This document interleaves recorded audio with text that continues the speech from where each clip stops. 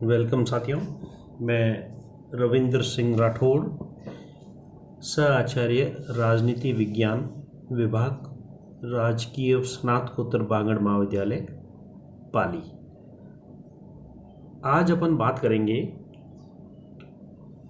जय नारायण व्यास विश्वविद्यालय के बीए तृतीय वर्ष के प्रश्न पत्र प्रथम अंतर्राष्ट्रीय संबंध, उसकी प्रकृति कैसी है, वो अंतर्राष्ट्रीय राजनीति से किस प्रकार से भिन्न है और उसके अध्ययन की विषय वस्तु क्या है। जहाँ तक उसकी प्रकृति से, अंतर्राष्ट्रीय संबंधों की प्रकृति से तात्पर्य है, यह एक बहुत व्यापक शब्द है। ये राज्यों या राष्ट्रों के मध्य आपसी संबंधों की विवेचना से तात्पर्य है इसका। अर्थात एक राष्ट्र दूसरे राष्ट्र से किस प्रकार से संबंध रखेगा, चाहे वो राजनीतिक हो, आर्थिक हो, व्यापारिक हो, सांस्कृतिक हो, शैक्षणिक हो, कानूनी हो या कुछ अन्वेषण या खोज हो, ये सभी प्रकार के संबंध इसके अंतर्गत आते हैं, जो एक राष्ट्र दूसरे राष्ट्र के साथ आपस में समन्वय करके स्थापित करते हैं। तो इनका जो भी अध्ययन क्षेत्र है वो इसकी प्रकृति के में आता है। अंतर्राष्ट्रीय संबंधों में मनोविज्ञान, अर्थशास्त्र, राजनयिक इतिहास, विधि शास्त्र हो या समाजशास्त्र हो, भूगोल हो, संवैधानिक इतिहास हो, विविध भाषाएं हो आदि का ज्ञान यदि उसके विद्यार्थी को है, तभी वो भली भांति से अंतर्राष्ट्रीय संबंधों के बारे में जान सकता है। प्रसिद्ध वैज्ञानिक हुए हैं राजनीति विज्ञान के पामर एवं पर्किंस।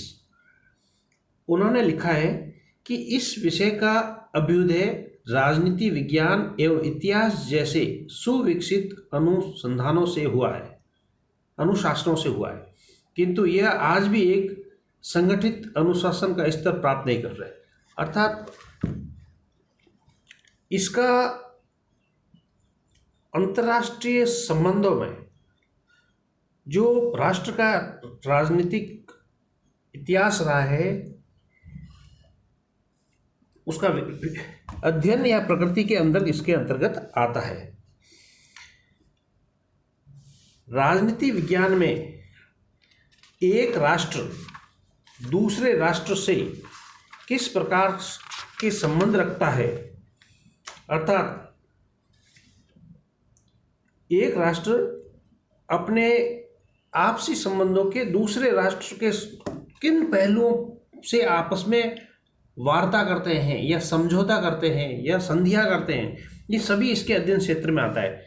चाहे वे राजनीतिक हो या वे गैर राजनीतिक हो, शांतिमय हो चाहे युद्ध काल के दौरान हो, आर्थिक हो या भौगोलिक हो, सरकारी हो या गैर सरकारी हो, ये सभी चीज़ें इसके अध्ययन क्षेत्र या इसकी प्रकृति से संबंधित हैं। इसी प्रकार प्रसिद्ध विद्वान हुए हैं कॉर्लिन एम कॉमन जॉनसन। वो इसकी व्याख्या करते हुए लिखते हैं कि अंतर्राष्ट्रीय संबंध अपने अध्ययन और विश्लेषण के लिए जो सामग्री एकत्रित करता है वह दूसरे शास्त्रों की सामग्री से स्पष्टता भिन्न है। दूसरे जो भी अनुशासन हैं उससे ये बिल्कुल भिन्न है। साथ ही उस सामग्री को समन्वित करने की उसकी पद्धति भी निराली है। अतः समाज विज्ञानों में उसे एक स्वायत्त विषय का दर्जा दिया जा सकता है। मॉर्गेनथाउ भी एक प्रसिद्ध विद्वान है। उन्होंने लिखा है, यथार्थ में अंतर्राष्ट्रीय प्रक्रिया एक सैद्धांतिक अनुशासन है जो वर्तमान इतिहास तथा नवीन घटनाओं से भिन्न है। साथ ही अंतर्राष्ट्रीय कानून राजनीतिक सुधारों से भी भिन्न है। इसके साथ ही बड़ी शीघ्रता से बदलते रहते हैं, तथ्य इसके तुरंत बदलते रहते हैं तथा इसका विषय भी अनिश्चित होता है। क्विंसी राइट लिखते हैं इसके बारे में, अंतर्राष्ट्रीय संबंधों का अध्ययन राष्ट्रों के बीच संबंधों को समझने, उनके विषय में भविष्यवाणी करने, उनका मूल्यांकन तथा उन पर नियंत्रण करने एवं विश्व समुदाय की स्थिति समझने में योगदान देते हैं। एक साथ इतिहास भी है, विज्ञान और दर्शन भी है तथा कला भी है। अब जहाँ तक प्रश्न उठता है कि अंतर्राष्ट्रीय संबंध और अंतर्राष्ट्रीय राजनीति, तो ये आपस में क्या है, क्या संबंध है इनके, क्या अलग है? तो इसमें अपन अंतर ये स्पष्ट कर सकते हैं कि अंतर्राष्ट्रीय संबंध व्यापक है जबकि अंतर्राष्ट्रीय राजनीति संकुचित है। अंतर्राष्ट्रीय संबंध वर्णनात्मक है जबकि अंतर्राष्ट्रीय राजनीति विश्लेषणात्मक है। अंतर्राष्ट्रीय राजनीति अंतर्राष्ट्रीय संबंधों का राजनीतिक पहलू भी है।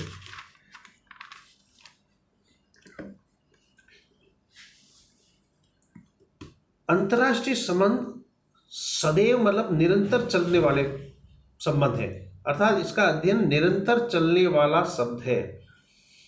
यह राष्ट्रों के मध्य आपसी संबंधों को क्या दर्शन का पहलू है, चाहे वह राजनीतिक हो या गैर राजनीतिक हो, शांतिमय हो, युद्ध में हो, किसी भी काल में हो, उस समय इनका अध्ययन या इसका संबंध अंतर्राष्ट्रीय संबंध से रहता है।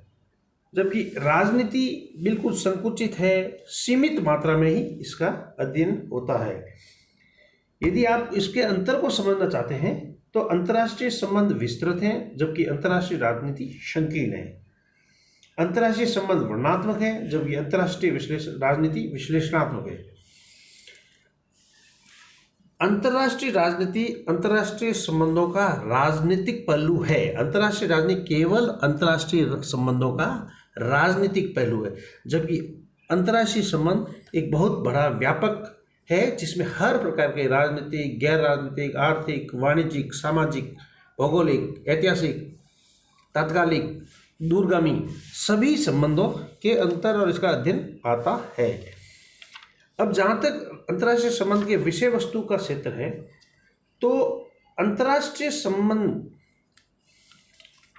का किए अंतर्गत क्या विषय वस्तु रहेगी? तो सबसे पहले आता है अंतर्राष्ट्रीय संबंधों का सबसे जो मूल पक्ष है, पहला पार्ट है, वह है राज्य, अर्थात अंतर्राज्यीय संबंधों, अंतर्राष्ट्रीय संबंध में एक राष्ट्र दूसरे राष्ट्र के साथ अपने संबंध स्थापित करता है। राज्य में आपसी समन्वय बड़े और जटिल और कई प्रकार के तत्वों जैसे भू राजनीति, ऐतिहासिक, धार्मिक, वैचारिक, सामरिक तत्वों में प्रभावित होते हैं। अर्थात ये व्यापक शब्द है अंतर्राष्ट्रीय संबंध। इसमें सभी पहलुओं का, एक राज्य दूसरे राज्य के सभी पहलुओं का अध्ययन किया जाता है या विषय वस्तु, अध्ययन के विषय वस्तु है।